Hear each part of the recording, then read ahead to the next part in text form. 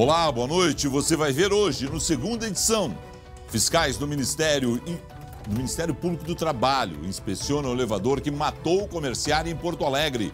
Para eles, o equipamento não tinha condições mínimas de funcionamento. Corpo do skatista morto durante competição chegará amanhã ao estado.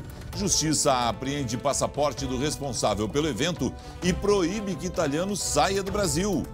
Foi execução. Polícia indicia PM da reserva que matou homem no estacionamento da PUC por homicídio qualificado. Na Serra, teve tremor de 2 graus na escala Richter. Moradores de Caxias do Sul viveram momentos de medo.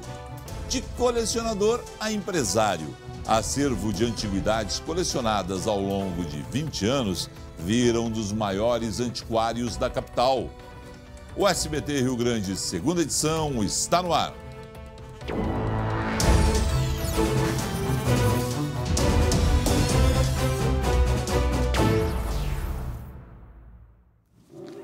Fiscais do Ministério do Trabalho fizeram hoje uma inspeção no elevador que causou a morte de uma comerciária na Restinga.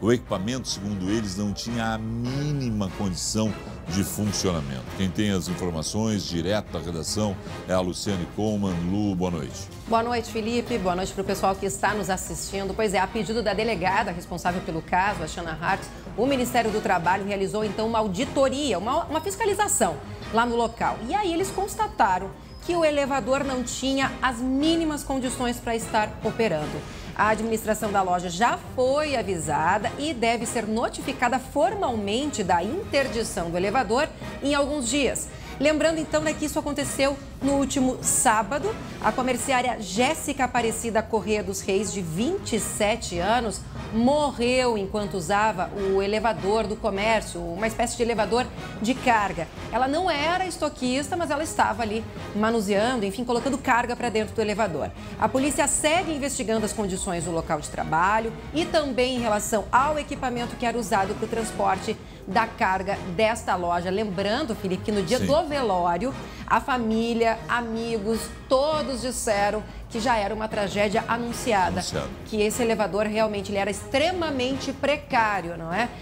E um outro detalhe que é muito triste dessa história, quando eu soube, eu fiquei realmente muito entristecida, chocada, né? Porque a Jéssica, ela tinha uma filhinha que ia completar 3 anos. Ela, inclusive, estava organizando a festinha de aniversário. Então, assim, é uma vida que se perdeu por uma negligência, né? Exatamente isso, Lu.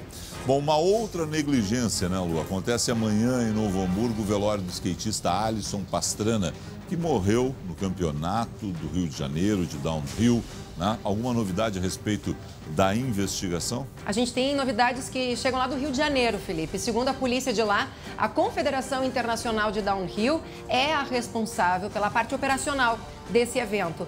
O presidente é um italiano, o Federico Bardoni, que depois do acidente chegou a antecipar a passagem para deixar o país mais cedo sem dar satisfação para as autoridades. Que barbaridade, só que né? ele não conseguiu. Pois é, a polícia pediu a apreensão do passaporte, a justiça aceitou e agora, então, o Federico Bardoni só vai poder deixar o Brasil depois que a morte do atleta for esclarecida. Parabéns à polícia, parabéns à justiça brasileira que agiram rápido impedindo que ele deixasse o país, né? Foi por pouco, né, Felipe? Há casos no passado que depois dificultam a responsabilização e é evidente por tudo que se acompanhou do caso que a responsabilidade é da má organização do evento que estava a cargo da Federação Internacional de Downhill. Pois é, Felipe, olha, só para complementar, né, o pessoal que não acompanhou o caso, esse jovem morreu no encerramento do Mundial de Skate de Downhill lá no Rio de Janeiro. Ele estava na última curva, mais ou menos 90 km por hora, quando então ele se chocou contra uma moto da própria organização que estava subindo para levar outro competidor até a largada. O Alisson Pastrana, ele é natural de Santa Catarina, mas morava com os pais em Novo Hamburgo. O corpo dele, Felipe, deve chegar amanhã. O velório está marcado para as 3 da tarde no cemitério Jardim da Memória e o enterro para as 6 horas da tarde, desta quarta-feira. E o motorista que atropelou uma mulher em Santa Maria e fugiu, Lula, se apresentou hoje à polícia? Se apresentou, Felipe, foi hoje à tarde. Ele é um jovem de 24 anos. Ele se apresentou com um advogado. O homem admitiu que atropelou a Marilene Lúcia D'Ambrosio Mário, de 56 anos. Ele disse que não viu a vítima, tentou desviar, mas não conseguiu. O motorista contou que estava com os filhos de 4 e 7 anos no carro e que aí não parou quando viu os populares socorrendo a vítima. O veículo foi apreendido para a perícia. Lembrando que o acidente, então, aconteceu na Avenida Presidente Vargas por volta das 9 da noite desta segunda. Testemunhas contaram que a mulher foi atropelada e arremessada para longe pelo carro. Ela não resistiu e morreu na hora. Lu, uma situação que a gente não está habituado no Brasil, não, né? A questão dos tremores de terra. Nossa. Moradores de pelo menos 4 bairros de Caxias do Sul relataram tremores na noite desta segunda-feira. Especialistas afirmam que é um fenômeno natural de acomodação do solo. Os tremores foram sentidos durante a noite desta segunda-feira. Moradores de 4 bairros de Caxias do Sul saíram às pressas para a rua. O medo da população era de que as residências pudessem desabar. No bairro Petrópolis, a vizinhança também ficou assustada. E tremia o chão. A bisavó de Jordana disse que ouviu um grande estrondo. Tremeu assim, mexeu com o assoalho, a gente estava sentado, sentiu nos pés. Este casal, que mora há quase 60 anos na região, afirma que nunca sentiu nada parecido. Na hora a gente ficou assim sem saber, né? Sem ter noção do que era. Uma coisa que eu nunca tinha visto foi. A central telefônica do 193 ficou em alerta máximo. Em menos de 2 horas, os bombeiros aqui de Caxias do Sul receberam mais de 200 chamados. Eles não realizaram nenhum atendimento com gravidade, mas diante dos relatos de explosões e tremores, o comando do Corpo de Bombeiros diz que está preparado para atuar no socorro de vítimas. A hipótese de detonação de rochas com uso de dinamites não está descartada. No final da manhã, sismógrafos da Universidade de Brasília apontaram que o terremoto que atingiu a região de Caxias do Sul foi de magnitude 2. É um evento natural bem característico da nossa formação geológica, aqui da rocha basáltica, que ela é naturalmente fraturada. E de tempos em tempos, às vezes por uma movimentação de água, às vezes por até um evento natural de acomodação, essas camadas, essa rocha, ela se movimenta, ela se acomoda e gera esses tremores. Que essas rochas se acomodem e fiquem quietinhas, então parem de dar susto no povo de Caxias do Sul, né? A polícia indiciou um PM da reserva por homicídio qualificado. Um caso que a Luciane acompanhou lá na PUC em setembro, quando ele atirou contra um homem no estacionamento. A gente se mobilizou, você foi para o local e ali já tinha essa desconfiança de execução, Lu. Pois é, já existia essa desconfiança, Felipe. E ao se apresentar à polícia, o autor dos disparos, ele alegou legítima defesa e entregou a arma. Só que daí as investigações chegaram a uma outra conclusão. O Rafael Giovanni Silveira da Silva, ele foi executado porque teria ameaçado o filho do PM da reserva. Rafael era conhecido por furtar bicicletas ali na região da PUC e teria confrontado o filho do PM, que era segurança da universidade, isso minutos antes dele ser baleado. As investigações apontam que a vítima não reagiu ao ser abordada. Ele estava sentado e desarmado e foi atingido por 4 disparos. O policial da reserva foi indiciado por homicídio doloso, ou seja, com intenção, e qualificado porque não houve possibilidade de defesa da vítima, Felipe. Lu, um outro caso que chama a atenção. A Polícia Civil está tentando identificar um homem que executou um eletricista em uma parada de ônibus em Montenegro. Pois é, e está em busca de pistas, né? O Carlos Alberto Bittencourt Antunes, de 48 anos, ele foi morto com 3 tiros ontem no fim da tarde, perto do Parque Centenário. Ele era morador de São Leopoldo, mas estava prestando serviço para a concessionária de energia lá em Montenegro. Carlos estava numa parada de ônibus quando foi surpreendido pelo atirador, que desceu de um veículo e foi em direção à vítima. Essas imagens que a gente está vendo, elas foram gravadas segundos antes do crime acontecer. E aí mostram o suspeito ali, ó, de camiseta laranja, boné, sim, enfim, passando. A polícia investiga se a morte aconteceu por algum motivo passional, né? Qualquer informação pode ser feita por esse telefone que está na tela, que é o 36 32 11 11 51. 36 32 11 11, telefone para informações da polícia, nesse caso aí de Montenegro. E agora um caso que chamou a atenção do planeta. O caso da suástica em Porto Alegre. Foi notícia no mundo inteiro. né? E agora, a jovem investigada por ferir a própria pele com a desenho de uma suástica teve novas descobertas, novos detalhes sobre o ataque falso, Lu. Pois é, Felipe, mais um caso que eu também acompanhei, né, aquele dia, né? A polícia já tinha desmentido a versão da vítima, dizendo que ela mesma tinha feito as marcas com um objeto cortante. Agora, então, ficou comprovado que a ferida apresentada à perícia era ainda diferente da foto da internet, ou seja, ela teria refeito e reforçado alguns traços antes de ir para a perícia. O caso aconteceu no dia 10 de outubro, ganhou repercussão nacional, porque a jovem alegada que tinha sofrido um ataque na Cidade Baixa, né? Que homens teriam, motivados, enfim, por questões políticas, teriam atacado ela e feito uma suástica na barriga, Felipe. E depois se comprovou que era tudo mentira e muita gente não retrocedeu no que disse nas redes sociais. O que jogaram de bobagem nas redes sociais aqueles dias todos e depois foi se verificar que ela era a própria responsável pela mutilação. Atenção, moradores da zona leste de Porto Alegre. Amanhã o Cine Móvel estará na Lomba do Pinheiro, oferecendo serviço de intermediação de mão de obra para 85 vagas de emprego.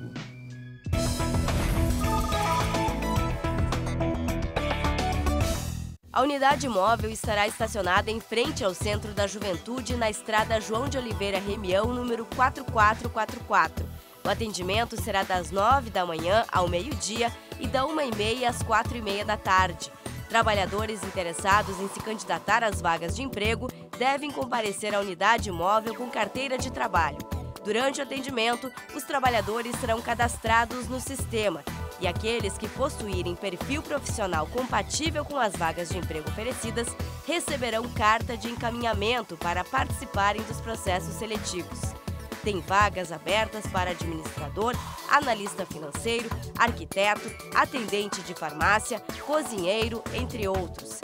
O Cine Móvel tem a missão de levar os serviços da FGTAS à população em locais de grande demanda. Futebol, a tabela do Gauchão foi divulgada hoje pela Federação Gaúcha de Futebol. Em 2019, Grêmio e Internacional estreiam fora de casa. No dia 20 de janeiro, o Inter enfrenta o São Luís em Ijuí. Na mesma data, o Grêmio joga contra o Novo Hamburgo no Estádio do Vale. O Grenal, clássico gaúcho, está previsto para 10 de março. Depois de acumular durante quase 2 décadas um acervo de antiguidades, um empresário abriu um dos maiores antiquários de Porto Alegre. A nossa equipe foi conhecer o local e levou um arquiteto para dar dicas para quem quer mudar a decoração de casa usando peças antigas. Um mundaréu de peças repletas de história. Este gigante acervo é do Rodrigo. Há 18 anos ele compra antiguidades para trocar de tempos em tempos a decoração de casa. Depois de já estar com 4 depósitos lotados de coisas, e eu ter encerrado uma carreira de executivo numa empresa, eu resolvi botar isso à disposição. O baú de madeira era da infância dele, o fogão também. Muitas mesas, cristaleiras e louças já passaram pela casa do empresário e agora fazem parte de um dos maiores antiquários de Porto Alegre. Muito mais com a ideia de incentivar a valorização das peças bonitas assim, e o reuso de peças do que propriamente dito trabalhar com antiguidades.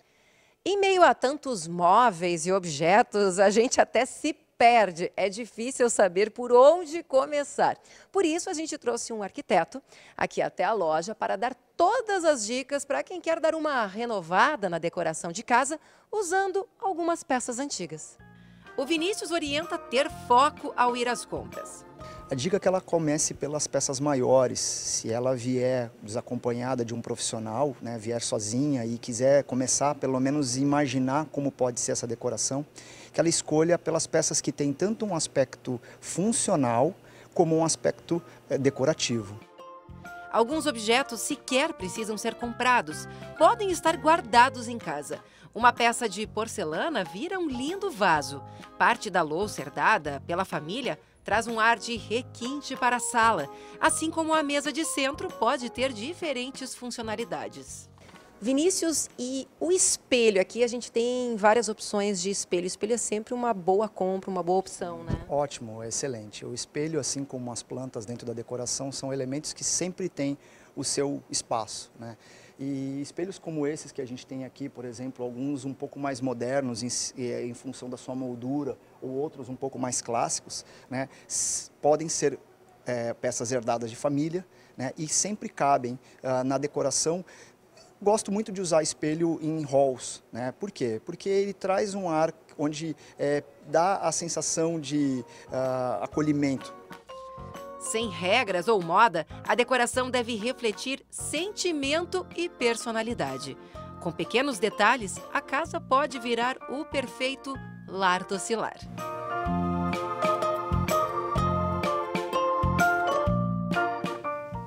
Bacana demais, hein? A gente volta daqui a pouco com a previsão do tempo para todo o Rio Grande do Sul. E ainda, homens armados fazem a limpa em caixa de mercadinho de Porto Alegre em instantes, aqui no Segunda Edição.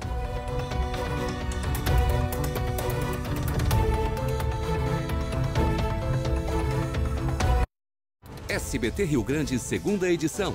Oferecimento Sicredi. Abra uma conta e descubra que gente que coopera, cresce. Farmácias Associadas. Aqui você tem amigos. E Educação Adventista. Muito além do ensino.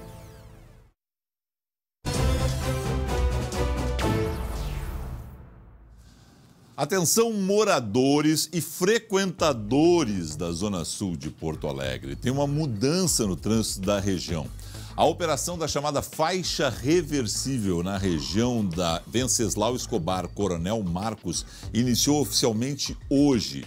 A Prefeitura concluiu as obras nas duas avenidas, na Venceslau Escobar e na Coronel Marcos, duplicou um trecho ali. E você que não vai para a Zona Sul normalmente, presta atenção. Terminou a Venceslau Escobar. No horário de retorno para casa, as duas faixas vão descer. Ali os carros estão descendo em duas faixas, como a gente está vendo. No início da manhã, as duas faixas vão subir na direção do bairro para o centro. Então isso pode causar algum problema para o motorista desavisado ali na região. Presta atenção, está bem sinalizado e inclusive sinalizado eletronicamente, mas quem for para a Zona Sul, se ligue na Venceslau Escobar e na Coronel Marcos. Ficou ótima a obra da Prefeitura ali, tomara que dê tudo certo. Flagrante de assalto a mercado no Menino Deus aqui em Porto Alegre. Luciane Coleman. Pois é, Felipe, 2 bandidos aparecem nas imagens, armados com pistolas, como a gente vê aí. Um terceiro estaria esperando do lado de fora do mercado para auxiliar, então, os bandidos na fuga. O supermercado, ele fica pertinho, ali da esquina da Érico Veríssimo com a Ipiranga, muito perto, inclusive, aqui da TV, né? Ali no bairro Sim. Menino Deus. Mais de R$5 mil que estavam nos caixas foram roubados aí pelos bandidos. Quem tiver qualquer informação sobre esses dois, né, que possa ajudar a polícia, pode fazer a denúncia de forma anônima pelo número que também está aí na tela, ó, 51 3288 8500. 3288-8500. Dá bem para identificar as figurinhas, hein, Lu? Pois é, e eles agem, né, de uma forma bem truculenta, com muita violência, já chegam ali apontando a arma, né, para clientes, funcionários. E aqui numa região muito nobre, né, Felipe? Exatamente. Lu, hora da previsão do tempo. Ontem tu falou coisas assim, ih, rapaz, granizo, temporal, como é que tá essa história? Pois é. E aí esse calorão tudo. E esse calorão hoje chegou a 36,9 graus em Santa Rosa, com sensação de 44. Dá pra acreditar? Pois é. Mas aí, por outro lado, veio o temporal. 44 sensação, né? É quase uma panela de pressão, a gente cozinhando. É o deserto, Lu. Pois é. Bom, mas por outro lado, né, teve temporal na fronteira oeste, como a gente já tinha falado ontem. Essas imagens são de Uruguaiana, onde choveu até o meio da tarde 95 milímetros, ou seja, em apenas um dia, quase a média histórica para todo o mês, que é de 113 milímetros, né? E olha só, o temporal chegando também, a gente tem uma imagem lá a Rosário do Sul. Olha só essa nuvem, que assustadora. Pois é, assustador. E, Felipe, nas próximas horas, essa instabilidade ela avança pelo centro, norte e leste. Riscos de temporais com chuva volumosa, vendaval, raios e queda isolada de granizo. Amanhã, então, chega ao estado a frente fria que finalmente vai amenizar as temperaturas. O alerta nessa quarta é para volumes elevados de água e segue atenção para a ocorrência de vento forte e granizo. Sempre que tem calor, a gente acaba tendo esse risco de tempestade. Em Porto Alegre, o alerta de temporal está mantido também, máximo de 26 graus. Na quinta, aí, o tempo volta a firmar e a temperatura sobe, vai a 30. Na sexta, tempo seco e a chuva retorna no sábado. Mas eu quero pedir agora um pouquinho de atenção para o pessoal de casa, né? Pedir uma licença, até porque 2 profissionais muito bacanas, extremamente qualificados aqui do SBT-RS foram premiados na noite passada. Pois é, olha só as imagens aí na tela. O SBT-RS venceu o prêmio Já tô chorando aí, não? Ainda não, Felipe. O destaque, então, como a gente viu aí, né? O Felipe Vieira, nosso querido apresentador, levou o troféu Sicredi de apresentador de televisão do ano. E o repórter Andrei Rossetto recebeu o troféu do melhor repórter de televisão do ano aqui do Rio Grande do Sul. Lembrando que o Prêmio Pré celebra os destaques da imprensa gaúcha, através do voto dos telespectadores e também de profissionais da categoria. Esse ano, Felipe, foram 418 mil indicações para mais de 300 profissionais. E você ganhou, hein? Pois é, parabéns. Não, deixa eu dizer que ali está todos os premiados, né? O jornalista do ano é o André Machado, né? Parabéns ao André, e estava ali toda a galera que foi premiada. E deixa parabéns, eu dizer, então, viu, o que Felipe, eu disse... em nome aqui de toda a nossa equipe. Você merece. Deixa eu dizer o que eu disse ontem, então, lá. Eu recebi com muito orgulho, daqui até já mandaram da redação para cá, né? Eu quis dividir ontem com a Lu. Eu estou há 7 meses no SBT, né? E a Lu, eu acho que tem metade desse troféu aqui da Lu, porque ela apresenta o jornal junto. Não, apresenta o jornal junto. E eu tenho o maior orgulho. A Lu é uma tremenda repórter, âncora, tremenda profissional. Eu já conhecia antes, mas, né, quer dizer, muito obrigado pela parceria. Se eu estou ganhando esse prêmio, tem uma parte que aqui é tua. Eu e uma agradeço parte que é da equipe. muito. É um prazer, uma honra, honra, viu, dividir aqui esse programa contigo. E é uma parte que é da equipe também. O Andrei Rossetto e eu, sem combinarmos, né, a gente disse, inclusive, no VT que rodou no primeira edição, com o Marcelo Coelho, exatamente isso. Não se faz TV sozinho. A TV é um trabalho de equipe. Então, a toda a nossa equipe, meu melhor muito obrigado. Tenho certeza, o Andrei não está aqui, mas o melhor muito obrigado dele também. E aos telespectadores que votaram na gente e ao corpo de jurado que votou na gente para melhor repórter do ano, para melhor apresentador do ano, ao André Machado, a todos os outros premiados. Foi uma festa maravilhosa. Parabéns ao Júlio Ribeiro e a Neuci e a toda a equipe da Pressa. Valeu, Lu. Parabéns, um beijo. Da próxima vez me conta que aí eu me preparo melhor, tá bom? Tchau. Obrigado a você pela sua audiência. Até amanhã.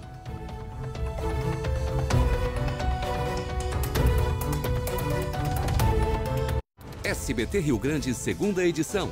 Oferecimento Sicredi. Abra uma conta e descubra que gente que coopera, cresce. Farmácias Associadas. Aqui você tem amigos. E Educação Adventista. Muito além do ensino.